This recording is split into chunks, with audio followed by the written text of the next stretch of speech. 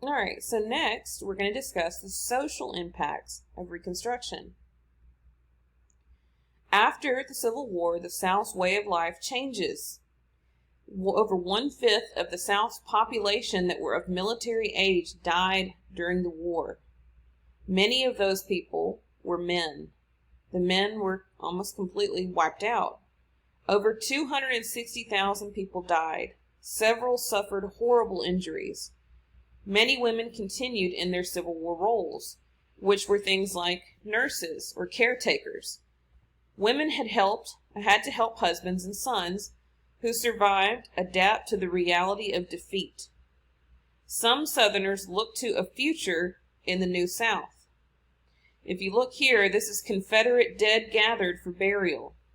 One of the other things that a lot of people don't know is that during the Civil War, pretty much most of the men who were fighting were not actually slave owners, did not own slaves, did not have anything to do with slavery. You only had, I think it was maybe not even 5% of the population, less than 5% of the Southern population at the time owned slaves, which is not a lot of people. So many of these people who fought in the Civil War, many of these men who fought, were not fighting necessarily for, slavery because they didn't own slaves. They were fighting to protect their state because they were very, it's almost like, certain people are about football teams. Okay, everybody is very particular about their football teams, right? So this is kind of the same thing. Okay, they were just loyal to their state. The lost cause. This will be in one of your assignments. So you need to know this, and this is also a test question. Some Southerners held on to their view of the Confederacy and remembered a lost cause. All right, so this is what it used to be, what the South used to be, okay? So that's what you need to know for your test. Confederate cemeteries and memorial days were established. They also recognized the Confederate war effort. Confederate General Robert E. Lee became the most popular figure to memorialize the lost cause. Many people immigrated to Europe, Mexico, and Brazil.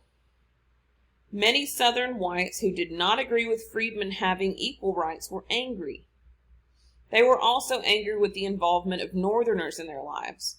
They really just wanted to be left alone. This picture, it says decorating rebel graves in Hollywood Cemetery, 67. And this is a Confederate monument dedicated in 1869 to the Confederate fallen, Hollywood Cemetery, Virginia. I've actually never heard of the Hollywood Cemetery. Next, the freedom and equal rights. So, many who had been held in bondage were cautious once the war ended. They were now free to come and go as they pleased. But, I would understand being pretty cautious. Many left the plantation and they were forced to work. They had to move to cities to find jobs. Many searched for lost family members because if you know anything about the history with slavery, many people were brought over, or a lot of people were brought over with no recollection of their ancestry. They didn't know who their family members were.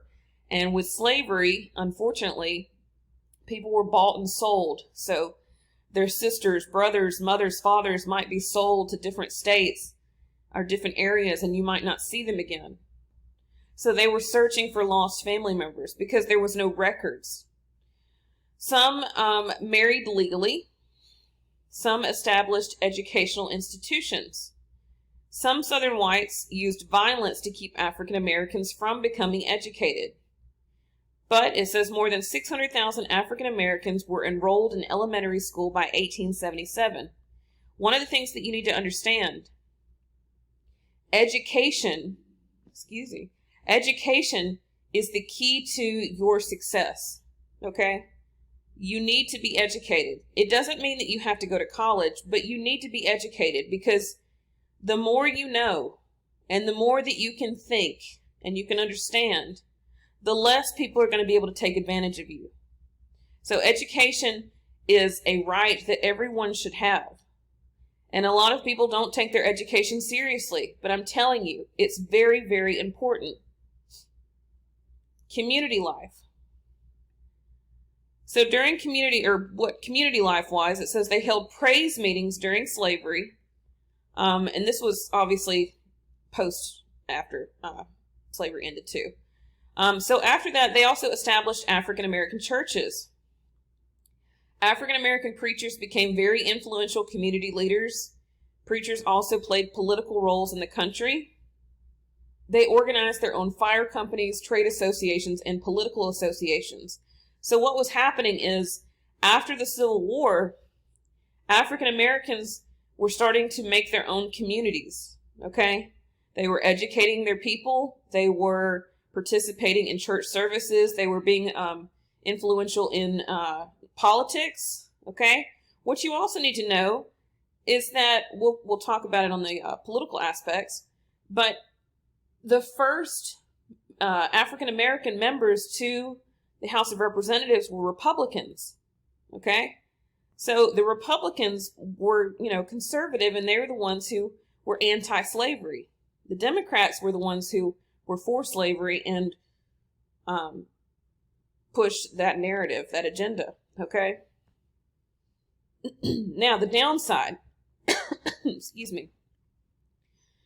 As with everything goes, there's always going to be somebody who wants to try to stop a good thing. White supremacy. So what happened during this time is you had a group of people who were still, we'll say that they were radicals.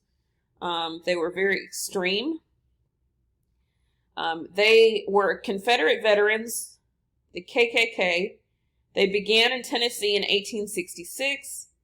At that point, they had chapters or different sections in every southern state.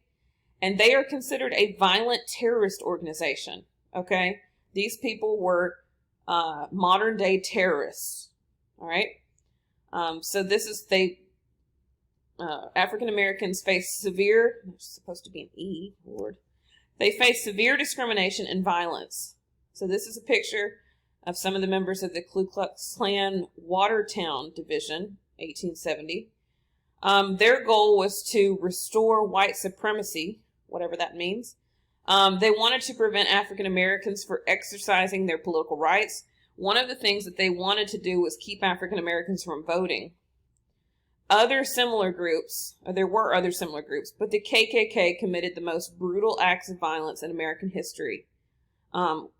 What you need to look at, if you've never seen it, I recommend that you go down to Montgomery, and they have that new museum, African American History Museum, that opened up. And they mentioned the horrors of what the KKK did. Another slide on white supremacy. It says Klansmen were Confederate veterans, ministers, merchants, military officers, Democrat politicians, and other professionals. So what you need to know is KKK members were not Republicans. They were Democrats. They also wore robes to conceal their identity. They wore crosses on their robes because somehow they thought there was some religious connection. I'm still not sure how that works. Between 1868 and 1871, thousands were killed. Now, they also did not just go after African Americans. We'll get to that in just a second. However, lynchings were frequent, usually hangings. I'll let you look into that yourself. I'm not going to show that. Okay. Schools, churches, and homes were burned. African Americans were the largest targeted group. And it says that whites who helped African Americans were also killed or targeted. Okay. So they tried to promote fear. They wanted to bring about a sense of fear in the community. And anybody who tried to speak up to help these African American people were also, they tried to kill them as well. They also wanted to remove Republican politicians from power. They used violence to intimidate Republicans and African Americans during elections. During 1868, Klansmen murdered Republican politicians. And so what that did was it created a sense of fear of African Americans, and they were afraid to go vote because they were worried about their life. Democrats won Georgia and Louisiana. In 1875 state elections, the KKK led riots in cities and openly attacked people. The African Americans did not vote, and what happened was the Democrats swept the elections. In 1876, however, they used similar tactics, and then the Democrats took control of Florida, South Carolina, and Louisiana. And by 1877, Democrats control of all Southern governments. So all of the states, the Southern states, were controlled by Democrats. And that would continue even through the Civil Rights Movement. Okay? So these same Democrats who were pro-slavery, okay, who were KKK members, who took control of these governments, were also anti-desegregation, and they were also against the Civil Rights Movement. And we'll talk about that more later. Federal government acts were passed, the Enforcement Acts in 1870 and 1871. The federal supervision of elections in the southern states. It gave President Ulysses S. Grant, who was the commanding general of the Union troops during the Civil War, power to use federal troops in areas where the KKK and other terrorist groups were active. You were supposed to have a freedom, a right to vote, okay? And so in these areas, they were trying to silence people's rights. And so the president tried to get involved. He did not enforce these frequently, though. In 1876, the Supreme Court ruled that states could only prosecute individuals, that only the states could prosecute individuals under the Ku Klux Klan Act of 1871, which means the federal government had no power. It was only up to the states. Well, guess what? If the states are now run by Democrats, and we know that the KKK members are Democrats, that means they're not going to punish these people. Okay? And in 1873, the American economy went into a depression. Northerners began to grow tired of Reconstruction efforts and equality. Racism also began to emerge in the North. Derogatory images of African Americans became more frequent and acceptable in the North. And in 1874 and 1875, violence began again. Many Northerners did not want the federal government involved. In 1882, the Supreme Court ruled that the Enforcement Acts, which were these, were unconstitutional. And in the early 1880s, white supremacy had been restored throughout the South. So that means these same people who were pro-slavery, these same Democrats who were pro-slavery and were pro-white supremacy, were now again in power. And that is the end of social impacts. Next, we'll talk about political impacts.